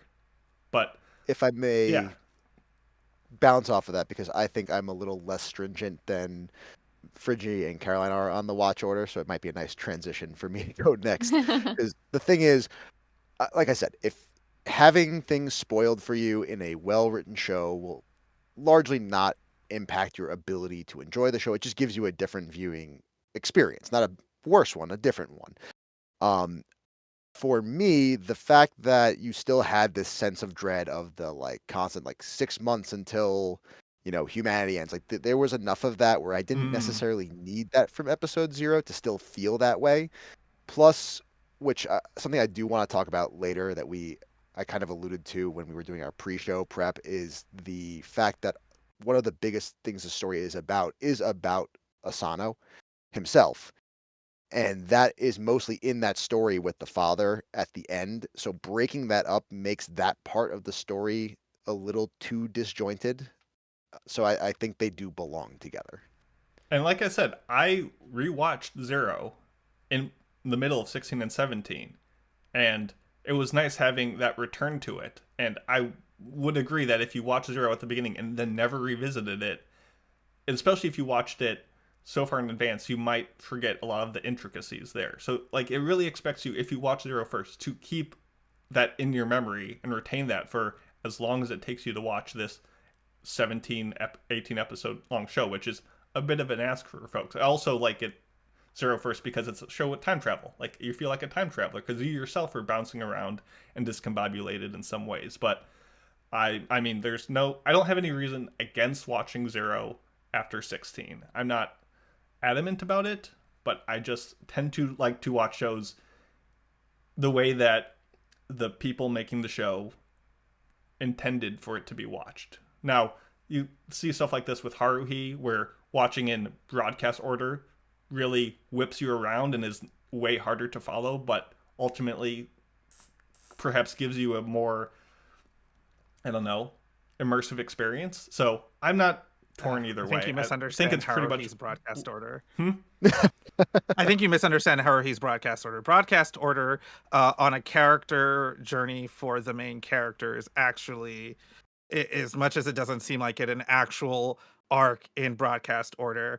Otherwise, if you look at it, it just follows, like, the main arc is really in the first book for that character, but how the character is represented in all the other chapters and how they split it up comes at specific moments for those other for the other characters in the book as well, giving them what feels like an actual proper character arc in that particular sense that you don't get, where you get basically not broadcast order, which is just standard order. Book one happens, a lot of people have a lot of their main crux in that first book, and then it's just a lot of side stories. But that's just my side tangent. Okay. I don't get it. Why would you watch an episode that has no context to anything that they're talking about? Even, okay, I watched it 1, 2, 3, 4, 5, 6, 7, 16, 0, 17. That is how I watched it. As a person who watched it in that order, it still felt a little confusing. It was a big jump that they had to take to tell this story. If I had watched episode 0 where it was quote unquote meant to be watched, I honestly would have no idea. It was confusing for me watching it in that order. I can't even imagine how I would have felt watching it without any context. When you have acronyms like SHIP and the New Japan Harmony whatever, and the Fujins, and the aliens, the invaders, and all these different groups in these different places. This man, who is this man? These girls, who are these girls that don't show up at any other point in this show? Unbelievable. You're not supposed to understand it at that point. You're supposed to be as lost and out of it as this character. It puts you in his shoes. Enjoyable. But then as you go, you're like, oh, I remember shit being mentioned. I remember that character with big old buck teeth showing up, and you kind of see where that was coming into place. And it's like, it shows you a quick flash of the completed puzzle piece, and then you have to assemble it as you go through the show, and the images slowly converge on that. And I'll give you a more I can kind of understand. I can kind of understand your points, but those points don't seem to outweigh the annoyance I would feel watching that. I would assume that watching episode 0 first, I would assume that this show is going to be super hard to understand, that they will take more into account their artistic vision over telling a understandable and interesting story. And I would have if I had not had to watch this show for the podcast and I watched episode 0 first, there would have been a possibility that I would have never picked it up again after episode 0. That's take. I can answer your question, actually. It's really, really easily. Episode 0 is designed to make you want to continue watching the show, because the first 4 episodes, the first arc of the show, really, the first 4 episodes, nothing happens. Honestly, I watched episode 0. So I started episode 0. I got to some part, like first 5 minutes or in it, and I went, oh, this might have been something I should be watching later. Not the case. I watched like 4, 6, 7, 6 after episode 5 or 6 or something. I decided, I'm like, okay, or 4. I watched it. I went back. And honestly, because I saw what I saw, I think it is designed. And this is the first Asano work to be adapted into anime, if I read somewhere quickly. Yeah. So I think why they did episode 0 first, which includes later chapters, is that the average person isn't going to really watch anime watcher isn't going to watch an Asano work. And so they have to give them something to look forward to. I thought that thing was going to come way sooner than it did because of episode 0, and that's why I was willing to engage with the show for as long as I did, obviously outside of the podcast. If I had seen episode 0, gone back and watched some more show, this would have been after somebody recommended it to me. I would have gone on and I've been like, oh, okay. I would have stopped in the first 4 episodes. I literally had to watch. I fell asleep at least 3 or 4 different times during the first episode. And yes, it was probably because I was tired, but at the same time, the show wasn't engaging me in any way, shape, or form that made me want to just stay awake. I've watched a lot of stuff when tired. I don't fall asleep during all of it. I fall asleep during most of it, but the stuff that grips you will grip you. So yeah, I went along with the show waiting for this moment, only to find out that really the whole show, basically episode 0 is essentially an epilogue. The beginning of the epilogue in episode 17 is the epilogue itself. Most of the rest of the show is about those moments. And I also feel a little bit lied to because it made it sound like more banal, generic life things, but they kept introducing all of these sci-fi elements at the end of each episode to make you go, ooh, something more intense is about to happen. And they kept, cutting to all these different characters to make this bigger story. But like, the one thing I hate sometimes in anime, and I'm just going to go along, is when you're going to put in mecha elements into a show just because and not give me any real good reason for it. That episode 17 pissed me off with the men fucking Fujins that only show up for those 5 minutes, and I go, why? Yeah, why even that bother? pissed me off too.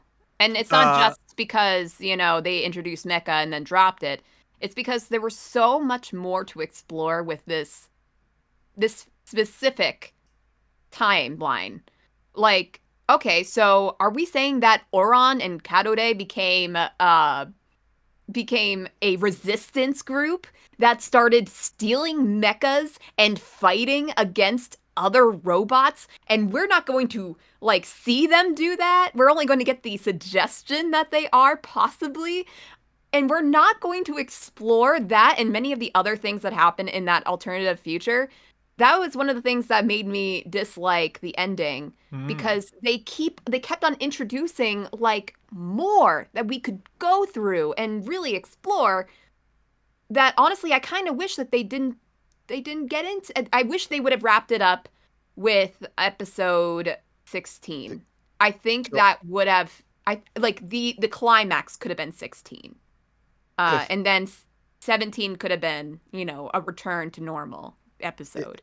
Oh, Mason's making a face. He does not like that idea. But go ahead, Raggedy. Because I think me and Mason may have a similar thought process. Because again, I am not no reading, right? But I did do some research and dug a little bit, and I think that some of this stuff, right? It feels a little bloated towards the end with the multiple sci-fi elements. It does. I'm not going to say it doesn't, but the lack of exploring that stuff is kind of the point, which maybe you don't like that or jive with that, which is totally fine and fair, but it is kind of the point, right? Like how, though I can't remember her name, the trans character who decides, Makoto, thank you, decides, oh, I'm not using the time machine because there's more here for me to do, right? So you don't get to explore every possible option in your own life, right? It's like one of the things you kind of have to pick and decide what you're doing. So you don't, even if you kind of see that grass is greener on the other side, or even worse, other things, other options, other forks in the path,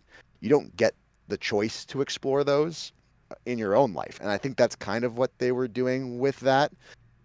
The other part of it too, with why you need 0 and 17 in this show, is because of the exploration of who Asano is as a creator. He made this show or this manga initially with the intention of doing something a little more fun and lighthearted, because he does these, very negative kind of stories, dark stories. So he wanted to do something fun, and he wanted to do it because he wanted to kind of succeed a bit more than he was from a financial standpoint. And it's this idea of sacrificing like his artistic vision, and that is kind of played out by the characters in the show and through these sort of jumping timelines, right? So you have the main timeline that we're seeing that most of the show takes place in. It's the timeline of Asano doing day to day. It's the timeline of him being a little bit more what people want, right? So it's the overly anime, it's Oran being goofy and wacky and not really how she is, because as we see in the past timeline and then the alternate future timeline, she is much more of a reserved, introverted kind of character. And that's more the real Asano. So that's why you kind of need those bouncing back parts, because it's also an exploration of Asano himself. This show is interesting to me because at its core, it is all about Kadode and Oran. Those two characters, their banter, their relationship, their life within this hectic sci-fi megaverse is the absolute core of everything. That's the whole point. That's the whole gimmick. The show is, to Andrew's point, a slow unwrapping of this world.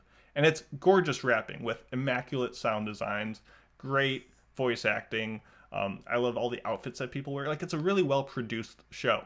And Oran's goofiness, her comments, literally every time she opened her mouth, I didn't know what she was going to say, but it always hit, whether she was being funny or silly or, just babbling nonsense. Like, I just enjoyed their dynamic, and the show makes it all about them, and you have to care for them to really care about the show. But then you also have to accept the fact that the world is bigger than them, and even though no matter what iteration of timeline you're in, whether they're mecha pilots together or best friends together or committing suicide of some kind, like, they're always together, and you have to kind of both love them for them being a unit and also accept the fact that you're letting them go, and as the story devolves into other things or other versions of themselves. So it so much asks you to care about these two characters and then take them away from you in different ways, which can feel like, oh, that's not who I care about anymore. This is not the storyline I care about. I don't care about the sci-fi. I don't care about this. So it kind of asks you to do two things at once, which is difficult in a lot of ways. So I understand the discontentment with where the ending goes and kind of why are we getting into this whole sci-fi stuff. But I think at the end of the day, they are always together, orbiting each other, and you have to like be okay with that, even if they're not the same characters that you initially fell in love with. So it's a tricky show. I don't actually mind how they became as characters, because I think it makes sense.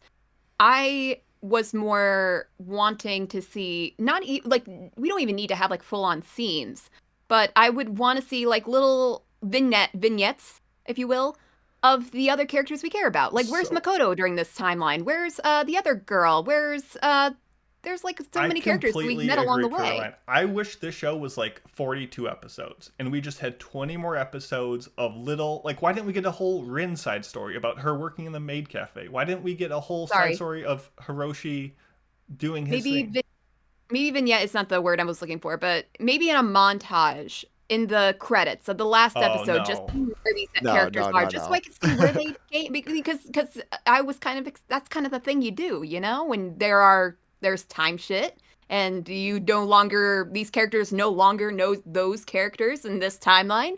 You kind of see where they ended up without each other. You kind of got a little bit of it where, like, because in the end, when aliens don't invade, they don't meet Rin and her friend, like, as early. They don't meet them until, like, in college, because they didn't have to move because of the attack to meet in, like, junior high. Like, so there is a little bit of stuff like that. I just love seeing the world, and when this nightmare is happening and this potential invasion, people are still just doing their daily thing, and how emblematic that is of today's society of, we persist despite no matter what is happening, as awful as it, like, it's very, I don't know, prophetic in a lot of ways. Yeah. Prescient. And the only thing with the ending that like, oh, the characters staying together, like, this didn't end up happening, I'm kind of disappointed. I was such an Oba and Oran shipper. It was so cute. A little intergalactic romance that we will never get to have. Honestly, screw that romance. Missed the boat for me. You know, as much as Yeah. I think the first half of the show really sold me on the characters, they try to land all these big emotional impacts in the last couple episodes, and it doesn't work for me. Like this Oran Oba ship, like that would have worked better if we just focused on them and not like pulled away constantly to the sci-fi world, which is the bigger Okay, thing yeah. happening. I I get agree. it, but all of a sudden I'm like, wait, they're in love now? Like it felt they needed a couple more episodes with the slice of life stuff like the manga had, where it just was a bit longer and just stewing with the characters, living their lives. And I mean, yeah, the sci-fi stuff was cool. I liked that aspect. I like how the world grew. And, you know, for the most part, because of the wacky character designs, it was easy to keep track of everyone. That said, it I wish just some of them didn't look like literal butts. butts, though. Yeah, that's, yeah, but it's, I don't know, it's part of its charm. I Which mean, is kind of funny considering, you know, Asano has like such a realistic lifestyle kind of art, Yeah. you know, that he does in his manga. So when you have characters with butts for faces, it's I quite think the it's joy. just a virtue of kind of being Doraemon inspired in a lot of ways with a meta and wink and a nod. That He cooked as a little well. too. Yeah, I say but he it cooked also a was little like a too cast of much. 100 people. Like you gotta draw some funky chins to make it Yeah. look different. So it's That aside, I think it's it looks great. digestible, but Yeah. overall I thought the show looked really good. It was just Yeah. pretty well done. There was a lot of care. I liked little things like when they did flashbacks, it was in a 4:3 aspect ratio, so you could kind of instantly identify that it was more old timey and, you know, helped place yourself in the timeline. But I don't know. I think this show was extremely ambitious, and despite all the flaws that it clearly had, big and small, like I can be okay with that because it was reaching for something so Here's culminative a and different. fun thought experiment. We have realistically, right, 3 timelines, 3 endings. Which one's the good ending? You know, which one's the quote unquote this is the good ending? I mean, for us, the viewer, or for the characters? Just in general, or even for the characters, whatever, however you want to answer. I it. mean, I feel I like think we it's got implied the that best. the last ending. Yeah. Yeah. I mean, because I- ending 1, Katode becomes a serial killer and commits suicide. Yeah, not a Ending great 2, the look. entire world gets destroyed. So ending 3, I think, is where nobody gets destroyed. I think that's the So best. the reason I ask is because to me, like, yes, ending 3 is supposed to be like the good ending, but I got a lot of this almost vibe of it's like this almost sad ending, this more deeply sad ending of these characters who are kind of living this middle of where they were supposed to be, and it's like obviously the world ending stuff is terrible, but it kind of forced the characters to be more real. And even in that first ending, right, where she commits suicide, obviously a terrible thing, but again, the characters get to be kind of more themselves. So I don't know. It was just more of a thought that struck me when I watched the like the real ending. I'm like, is this really a like quote unquote good ending from that standpoint? Yeah, it's funny that you because, mention like, the character- first two.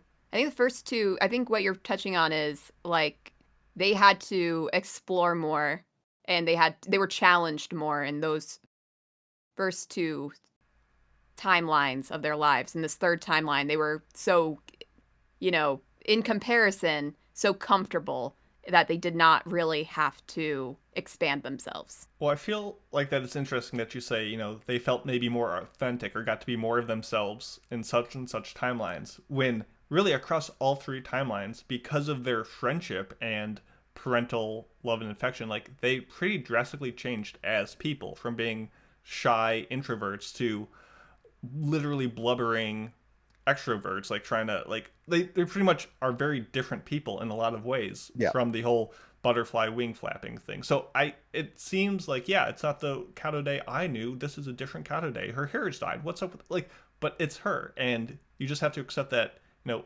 that's the constant. The absolute is their friendship together. And you have to be okay with that, and that the characters you know and love are not the ones that you're seeing happy at the end.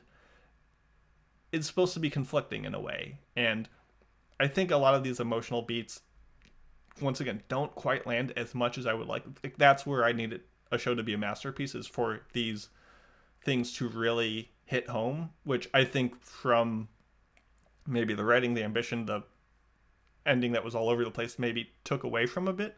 But I still think the show did a good job of its core messaging, even if I didn't quite feel the way I think the show was asking me to.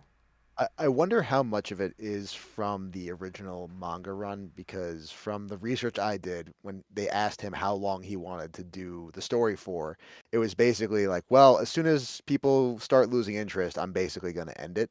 So I wonder how much of it was him seeing the kind of writing on the wall and deciding, okay, I'm done. And maybe that's why it feels a little more bloated and rushed towards the end. Someone who's read the manga can correct me if I'm wrong, but it fits, and I wonder if that's the reason for it. I mean, at the end of the day, we got the show we got, and you could argue for it happened because of XYZ, or because of COVID, or because of popularity, or how the thing was going, and yeah, those all could explain lots of different things, but with what we got, I'm pretty satisfied in how it turned out. I liked the thing along the way. Yes, it went on some tangents. Yes, you had to care about a lot more than we're usually given on our plate, but it was good eating. It was substantive. It made you think. It made you reflect about the world in the show, which was well presented, as well as the real world for me. And I don't know. I feel like a lot of anime don't reach through the screen in quite the same way and make me look around. And I think there's a lot of powerful ideas at play, even if it doesn't always commit to all of them. So I don't know. Now, here's a question. Did anybody else feel a little, like, it felt a little out of nowhere that Karode, in the first timeline, became an incel and a vigilante, killed people than herself? Does that feel... I don't know if that's because we saw the second timeline version of her first, where she's very normal, but even, like, in her original timeline, where she's being bullied... And it took a little while for Oran to help her out. And when those things happened, she did not... I was shocked that she took the first steps to become so ruthless and then kept going. I think the show jumps time a bit and expects you to fill in a lot along the way. Similar to, oh, it's been 6 years and now they're piloting a mecha. It's been so many years and now she's assassinating the prime minister like a ruthless Batman. Like, yeah, you do have to fill in a bit of the blanks with assumptions of, you know, the alien powers and gadgets she's been given and where her mental state was at. So I definitely see where you're coming from. I once again, I can make that leap, I can digest it, but I could see for a lot of folks being like, this is a bit of a change, especially like you said, because you start with the shy second timeline, Karode, and it feels even more out of character compared to that.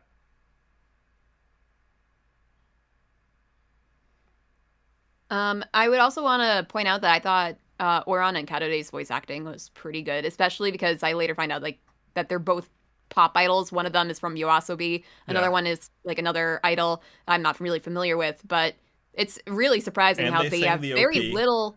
Yeah, they sing the OPs and the EDs. Yeah, they were pretty good. No, despite for sure. being not voice actresses. I thought all the voices were pretty solid. Yeah. I don't know, Raggedy, how was the dub? I like the dub. I did. They did something cool where they mix and match people's experience. So they were like Kadode's voice actor was very experienced, and I think Oran's wasn't. I'm double checking actually as we speak, but I think they did like a mix of people who are very experienced and not, so it kind of gave that same effect that the sub probably did. Yeah, I thought they did a good job. Yeah, and like I could go in way too deep about like all the different metaphors or visual storytelling in different scenes. I could go into just a lot of deeper stuff, but overall, I feel like I've expressed why I think the show is good despite its faults, and like I don't have too much more to say if there's something someone wants to bring up. One somewhat minor thing, I guess. Speaking of minors, I was kind of with Karode getting involved with her teacher, and I'm like, I hate it when they're like, "Whoa, like the student likes the teacher." That's such a common thing. I don't think it's as common as TV makes it think. I mean, something. I guess maybe a student might be find their teacher attractive, but Karage and the teacher thing really was weird. I was even weirded out when Oran's older brother was kind of hitting on Karage, and he's known her since she was 8, and he was like in his teens at the time, and I'm like, ugh, that was a far-reaching one. And then I feel like I could have I feel like what also made it worse is that it's not just Karode finding her teacher attractive because he has like a similar kind of personality to her dad, and her dad disappeared and died, and she has daddy issues, and that's why she's so attracted to her teacher. I could kind of understand that. But in a timeline where her father survives and he's present in her life, she still not only is attractive to him, but also has a long relationship and moves in with him. Like, ew. So Asano has never really shied away from problematic relationships, and yes, that is the appropriate reaction. The show never presents it as a student-teacher relationship that you feel good about. Like, even the characters themselves know this is not good. This is a problem. You should feel uncomfortable. And even if your best friend is saying, "Show him your boobs," like, it's a darker subject than we normally get, and it does appropriately make you feel like this is not good. This is not how it should be. So yes, it by design, I would say it succeeds. I disagree. I think it actually is bad because I think it minimizes the actual problematic nature of the whole thing. I think he says that it's bad, and it's a thing that people do where it's like, it's meta. I'm aware of what we're doing is terrible, and I'm not saying it. I'm not actively trying to get with younger kids. It's just like I don't think they put any real emphasis on it. All the people who make comments on it are making it almost lightly. So I don't think he's actually he doesn't present it in any way where you're supposed to feel uncomfortable about it. Sure, Otan basically says a whole bunch of times this is debaucherous and whatnot, but she basically is just a sex repressed person who feels something of a way because she does this, and basically the other girl, Kiho, when she gets a boyfriend who for no reason at all becomes basically the leader of a cult, effectively, right? And a terrorist group cult as well. So she was more critical of Kiho getting a normal boyfriend than she was of her best friend going out with her teacher. I think the Wataratte, like the teacher stuff, would have been better if in the third timeline she doesn't still end up with him. Yeah. That's what I would hope. Like, it's like, if the world is all effed up, then yeah, you make some effed up decisions. That makes sense. I think it's kind of creepy. I mean, like the brother also with his sister, Siscon stuff. But I think it actually is probably fine in the first timeline because at least the first time where she goes to his house and all this stuff happens and nothing happens. I mean, when he's hot, it's okay. Huh? No, we're talking about I'm talking still. No, I'm talking to the teacher. The first time she goes to his house, there's all this implied where basically you can take advantage of me now, but I'm not going to. And he's like, no. And what I thought was a dildo the first time she picks up a thing on the floor. Oh my god, I turned thought out that. to be Me too. a face massager that looked very much like a dildo. But anyway, I think there's just too many characters. I think at some point that some are just exposition.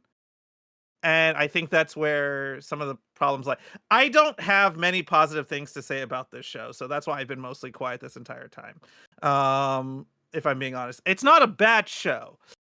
That's where I also have problems. I think it either needed to take its concept more figuratively and cut out most of these side characters so that, it doesn't feel like what it is because it really feels like he's trying to have his cake and eat it too, right? In a lot of what he does with these characters, right? Like, it's supposed to be about the daily lives of these girls, but they're so intrinsically linked to everything that happens. And I think I would have been okay with them just being the main characters, but like the side characters in the plot, right? She gets an alien boyfriend for a little bit. But the alien boyfriend doesn't need to be the one that basically solves the problem.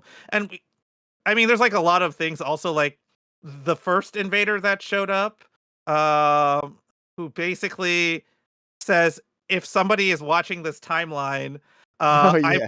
playing 5D chess where I'm going to tell you the code to deactivate the reactor, but actually it's the code to make sure the reactor explodes, because we know that the higher power that exists was actually going to try and destroy the world. So I'm setting up a thing where basically I'm going to blow up the ship Wait a in a way minute, is that's that going to what kill that hand thing was?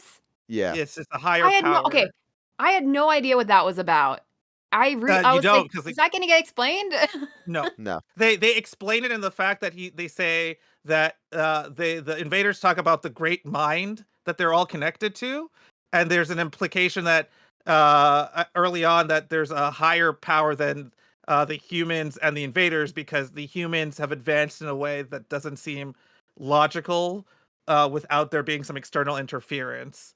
So there's an implication that there is a higher power that exists. And they also said that they were sent here by whatever to die, basically. Yeah, they had So overpopulation problems, and this was all just like a false arc. So I yeah, do so like when that part of it though. I like that at the end of the day, the invaders are in and of themselves also living through the same problem that the humans are. Yeah, it's all just victims all the way down. And they're so cute with their little Well, helmets. that's because Yeah. you don't see their true faces. I mean, they just look like human faces, but blue. Which is the kind of the point, is that they're supposed to be like that's supposed to be one of the big reveals, right? Is like, oh, they're actually kind of just like us. And one thing I was not the biggest fan of is when they did we were the Earthlings before the Earthlings, which that went a little too far for me. Like you did enough to set up what we're supposed to get from these invaders. We didn't need the also, oh, we're also humans part of we it. have like ancestral claim to this land. Yeah. Like the was it God, the Mars anime? Oh, why am I blanking on that name of that shitty anime? The one with like 11 people in the spaceship, or the I'll look it up. I'll figure it out. Oh, we were I was 11. thinking it was like a not terraforming Mars. or thing you're thinking that like Carol and Tuesday, or No, this is we'll figure it a out. famously terrible anime. I'll said look it up. shitty. Because Yeah, Mars of Destruction. Carol Tuesday is not. Mars of Destruction. Okay. I think it's that one. Yes, where it's like the aliens were actually the humans all The whole along, the and the time, humans yeah. were the aliens. Yeah. Any other closing thoughts before we Yeah, give a score? I just want this known. I think for when people think I dislike this show, I'm just gonna like maybe prescience or whatever this. I got the show. I got exactly what it was doing, and I think that this feels like the equivalent of what is currently happening with the Oscars before the whole controversy with Emilia Perez, a movie I haven't seen, but I understand the problems with it, right? I think it's just this thing where it's not the normal fare, and that by that nature gives it this bigger boost than what it's actually doing. And I think it ultimately fails in almost basic storytelling aspects to some extent. I think that either the show has to go, in my personal opinion, either more esoteric and more weird with the storytelling, or it has to play the concept extremely straight to get the whole idea across, right? And I think it's trying to do both. And in the end, I don't think it does either particularly very well. And personally, I think I don't know what I wanted more, but I think and I think maybe I agree with Mason that maybe it was too short of a show. I don't think I would have wanted to watch more. I think that it really feels like the show honestly should have ended with the destruction of the world. Production. So Sorry. yeah, I think that's where it was, honestly. And honestly, another side problem I had was the whole like Actually, no, I'm not. I'm gonna ignore that. I don't really need to discuss it. But that's where I feel like it should have ended. I think I would have had a much better experience with it. I think if you just want to be happy, Asano, just be happy, right? You I don't don't have to be think he knows. obtuse to be happy. Huh? I don't think he knows how to be happy, which is part of the problem with the That's show. Is that he at the end realized he's not allowed to be happy. but then that's a whole problem with collectivism and the society he grew up in, probably, without making this a bigger thing. But honestly, my point is, like, look, you want to be happy, right? You don't have to do like this thing where you want to pretend to be happy to be happy. You can just be happy. You can just do whatever, right? You don't have to validate your happiness to anybody. And that's where I think I'll fall on that. I guess we should also go to ratings unless there's something else. Yeah, let's go. I mean, I feel like you were kind of giving your overall thoughts. So you want to just finish that out with your score and your other thoughts, Fridgie? Sorry, can you come back to me? Okay, yeah, Sorry. sure. I missed the point. You gave your wrap up. Do you want to cap it off with a score? I got a call. I'm so sorry. Just go ahead. You busy man. 3 out of 5. Raggedy, because you were the first one to give your expectations going into it. Let's just follow the same Sure. order then. Raggedy, go first. So I think overall the show is a challenge to both the viewer, to the studio, to everyone. It does challenge you to think. It like I described in the beginning, it's more of an experience than something to watch for pure entertainment value. There is a balancing act that it has to do that it doesn't do perfectly, but I think it does it well enough. And as Mason touched on earlier, the production is very solid. It sounds good. It looks good. It feels good. I would recommend this. It's not my anime of the year, but I would say it's up there on my list. So I'm gonna give this a Fuji number 4 out of 5. Wow. Nice. For me, I thought the show did a lot of interesting things and a lot of things done right with the world building and the characters, and how unfortunately it was very accurate to how real people would behave in a situation like that, where they would become indifferent to crazy things happening and then become radicalized terrorists or radicalized liberalists, and just like a full spectrum of reactions to how this would play out. When I was discussing the show a little bit on Discord over the weekend, I did get some criticism over me saying that, like, oh, the ending was unsatisfying, and I really wanted to see where, like, I didn't feel like characters had their full loop. It didn't really feel like it came to a satisfying end, and there were people whose story stopped midway, like the journalist lady that got trapped under rubble with the interviewee she was interviewing. The interviewee survived. We see her in that future. What happened to the journalist? We don't know. It didn't really show. So there's some things that I just didn't really like about it. The pacing was not that great sometimes. There were things I found interesting, and they would change perspectives, and I'm like, I don't want to hear any more about Fujins anymore. But overall, it was a very interesting experience that I think I think it definitely is more unique than many of the other shows we get to watch. So with that being said, I'm going to give this show 3.5 Kato days finding a sonic screwdriver and becoming this world's equivalent of Light Yagami and going on a tirade. Out of 5. Out of 5. You didn't say baka, so your score doesn't count. Yeah, this series is far from flawless, no doubt about it. But given the complexity of Asano's works, it's really just about as good of a adaptation as I could have wanted. I think if you liked this show, I definitely recommend checking out his other works. I think there's a lot to enjoy, and I think it made me think. I wouldn't say Yasumi Pun Pun is enjoyable. I think it's enjoyable in a similar way of a show that, or a experience with all his stuff, has unbelievably well-developed worlds and characters that suck you in and feel far more realistic and grounded and human than a lot of stuff we get in anime. And as it gets to the end with these big emotional climaxes, it does make the viewer, the reader, the listener do some legwork to provide their own thoughts. It's never a clear-cut black and white, this is a bad character, this is a good character. It always makes you kind of take that last step on where do you fall on these very ambiguous, complex situations. And yes, that's not always spelled out, and you don't always get this is bad, but it makes you come to your own conclusions. And if you like that kind of stuff, I think this is a pretty decent show for it. I like the risks it took, even if they didn't always pay it out.